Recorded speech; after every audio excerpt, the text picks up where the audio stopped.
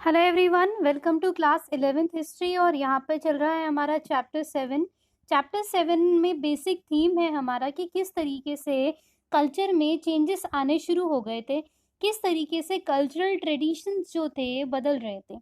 अब इन सब cultural traditions के बदलने का एक सबसे बड़ा रीज़न क्या था कि आर्ट एंड कल्चर बहुत ज़्यादा बदल रहा था। ह्यूमैनिस्टिक अप्रोच जो थी वो हिस्ट्री में होना शुरू हो गई थी। इस टाइम से पहले क्या हो रहा था कि साइंस को ज़्यादा महत्व देते थे और लीगल स्टडीज़ को, उसके अलावा कॉमर्स को। बट एक टाइम के बाद बोला गया कि history and life is not about all the mechanical work.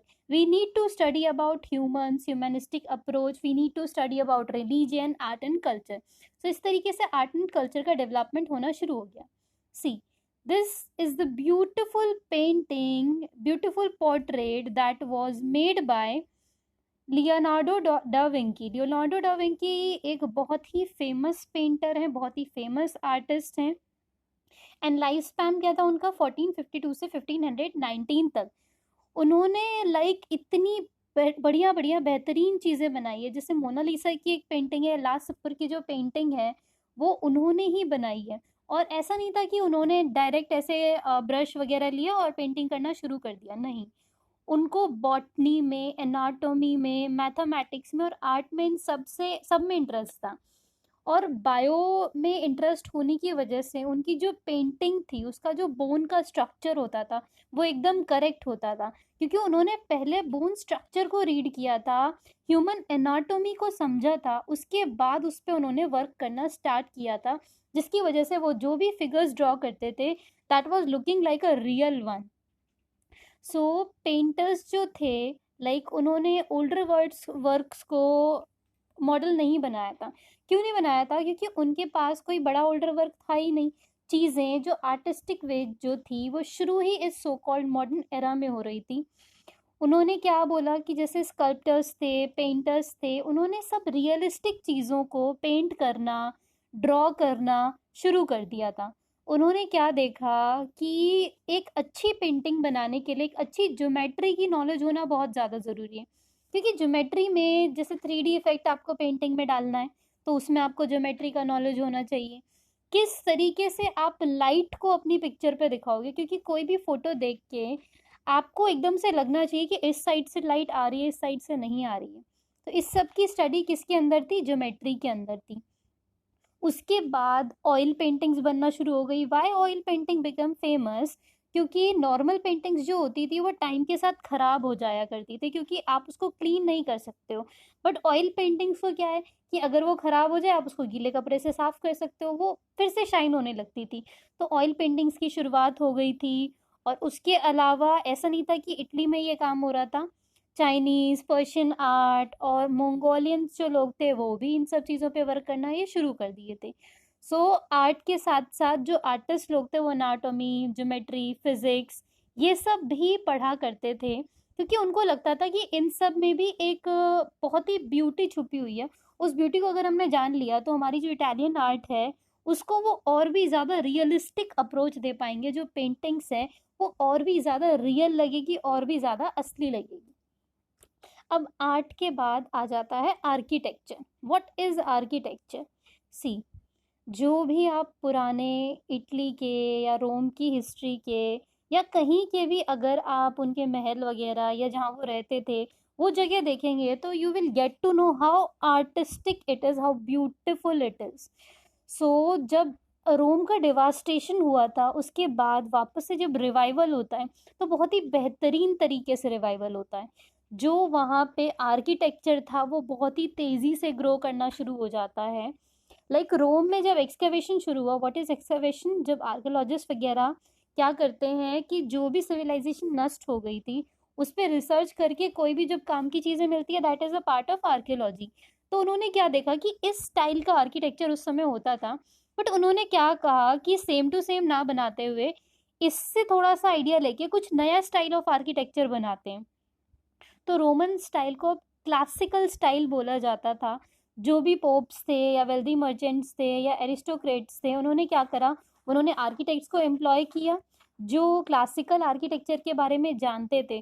उससे उन्होंने अपनी बिल्डिंग्स डेकोरेट करवाई, पेंटिंग्स बनवाए, स्कल्पचर्स बनवाए, ये सारी चीज़ें करवाई। दैट्स वाई आज भी हमें बहुत सारे राजा महाराजाओं की मूर्तियाँ देखने को मिलती हैं। उन्होंने जो महल बनवाए थे वो देखने को मिलते हैं, उनकी पेंटिंग्स भी देखने को मिलती हैं। कुछ इंडिविजुअल्स जो थे बहुत ही ज़्यादा स्किल थे वो पेंटिंग में, स्कल्पचर्स में, आर्किटेक्ट्स में। उनमें से मोस्ट इम्प्रेसिव एग्जाम्पल की अगर हम बात करें, दैट वाज मिशेलांगियो बोनोरोटी। अब जो ये थे, ये क्या करते थे कि इनकी पेंटिंग को बोला जाता था, या इनके जो आर्किटेक्चर डिज़ाइन को क्या बोला जाता था, कि ये किसी भी चीज़ में जान डाल सकते थे। आप अगर कोई भी आप इनको ईंट, पत्थर, मिट्टी, ऑयल, कोयला कुछ भी दे दो, उससे ये कुछ ना कुछ इम्प्रेसिव जो था वो बना दिया करते थे, और ऐसा लगता था बिल्कुल जिंदा पेंटिंग बनाई है इन्होंने। और इस तरीके से जो आर्किटेक्चर था वो डेवलप होना स्टार्ट हो गया था। अनदर रिमार्केबल चेंज की अगर हम बात करें, तो पहले क्या होता था, आर्टिस्ट जो थे वो ग्रुप्स में आया करते थे। एक ग्रुप से उनकी पहचान होती थी कि हाँ ये इस ग्रुप के मेंबर हैं। बट अब आर्टिस्ट की पहचान उसके अपने इंडिविजुअल नेम से होने लग गई थी, और किसी भी आर्टिस्ट के लिए बहुत ही बड़ी बात है कि उसका इंट्रोडक्शन उसके अपने नाम से हो रहा है। सी, दिस इज द डुओमो, ये डोम है फ्लोरेंस का, जिसको डिज़ाइन किया था ब्रूनेलेशी ने। वो जो लियोन बातिस्ता एल्बर्टी हैं, वो क्या कहते हैं आर्ट थ्योरी के बारे में, आर्किटेक्चर के बारे में, कि मैं सिर्फ उसी को ही आर्किटेक्ट बोल सकता हूँ जो अपने वर्क को इतने प्यार से करे कि आपको जो चीज़ लग रही है कि दुनिया में ये वेस्ट है या इसका कुछ खूबसूरत बन ही नहीं सकता, उस चीज़ से अगर कोई खूबसूरती बना दे, ग्रेटेस्ट ब्यूटी बना दे, और ऐसा नहीं वो ब्यूटी सिर्फ सजाने के लिए हो, उस ब्यूटी का ह्यूमन मैनकाइंड में यूज़ हो, उसको मैं आर्टिस्ट बोलूँगा। अब सबकी अपनी अपनी सोच थी, तो ये लियोन बैटिस्टा का अपना थ्योरी था जिसमें उन्होंने आर्किटेक्चर को डिफाइन किया था।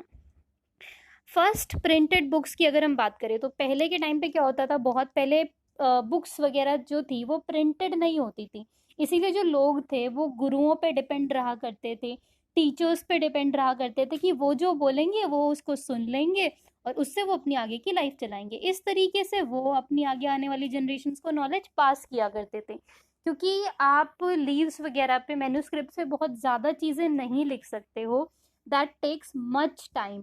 बट अब क्या हुआ, ये जो इटली है, यहाँ पे पेंटिंग्स, स्कल्पचर्स, बिल्डिंग्स के बाद जो था आपका प्रिंटिंग जो था वो बहुत ज़्यादा फेमस होना शुरू हो गया था। लाइक 16th सेंचुरी में जो टेक्नोलॉजी ऑफ प्रिंटिंग था, पूरे वर्ल्ड ने इसमें मास्टरी हासिल कर दी थी। बट यूरोपियंस जो थे उनको ये ज़्यादा नॉलेज नहीं थी। हमने लास्ट चैप्टर्स में देखा है कि चाइनीज़ लोगों को नॉलेज थी, उसके अलावा जो चंगेज़ खान थे उन्होंने कुछ चाइनीज़ को उठा लिया था और उनसे फिर सीख लिया था, तो मंगोलियन रूलर्स के पास भी इसकी जानकारी थी। तो यूरोपियन उन पर डिपेंड रहते थे, पर डिपेंड रहने के बावजूद भी उन्होंने बहुत सारी कॉपीज़ बाइबल वगैरह की ये सब छपवा ली थी, जिसकी वजह से नॉलेज जो थी बहुत ज़्यादा स्प्रेड होना शुरू हो गई थी। इससे पहले क्या होता था, नॉलेज का जो बटना होता था वो बहुत ज़्यादा नहीं हो पाता था। तो अब इटली में क्या था, प्रिंटेड बुक्स अवेलेबल थी, तो स्टूडेंट्स बाय कर सकते थे उसको, वो सिर्फ लेक्चर नोट्स पे डिपेंड नहीं रहते थे। आइडियाज़, ओपिनियन, इंफॉर्मेशन, ये सब कुछ बहुत वाइडली मूव करना शुरू हो गया था पूरे यूरोप के अंदर। हंड्रेड्स ऑफ जो रीडिंग्स थी वो सब मार्केट में मिलना शुरू हो गई थी। हम कह सकते हैं कि that was a basically turning point of humanist culture of Italy. क्यों? क्योंकि जैसे ही प्रिंटेड बुक्स अवेलेबल होने लग गई, जो नॉलेज का डिस्ट्रीब्यूशन था उसका रेट बहुत ज़्यादा इंक्रीज हो गया। Like after a time there comes a thing कि नॉलेज का डिस्ट्रीब्यूशन बहुत ज़्यादा हो जाता है। इट्स ऑल अबाउट उस नॉलेज को गेन कौन कर रहा है। फॉर एग्जाम्पल, जैसे अब ये ऑनलाइन कल्चर, यूट्यूब वगैरह की वजह से ज़्यादा नॉलेज अवेलेबल है हर एक प्लेटफॉर्म पे। आप किसी भी टॉपिक पे सर्च करो, आप तुरंत गूगल पे देख सकते हो, आप तुरंत यूट्यूब पे देख सकते हो। This is what, this is distribution of knowledge, जो एक पर्टिकुलर टाइम के बाद अपना वे चेंज करता है, और उससे जो रीडर्स होते हैं वो और भी ज़्यादा बढ़ने शुरू हो जाते हैं। इस पार्ट को यहीं तक रखते हैं। आपको कोई भी कन्फ्यूजन या क्वेरी आप हमसे कमेंट सेक्शन में पूछ सकते हैं। I will try to answer each and every query as soon as possible. So thank you so much. Meet you all in my next video.